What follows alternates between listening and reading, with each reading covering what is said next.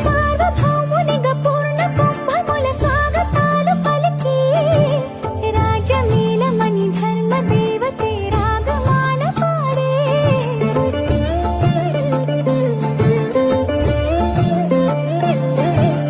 నాలుగు వేదములు తన్మయత్వమున చెలగి మారుమోగే న్యాయదేవతే శంఖమూదగా పూలమాల కురిసే రాజమకుటమే ఒసగెలే నవరత్న కాంతిని రాజనం సూర్యవంశ సింహాసనం పులకించి చేసే అభివందనం సామ్రాజ్య లక్ష్మియే పాద స్పర్శకి పరవశించిపోయే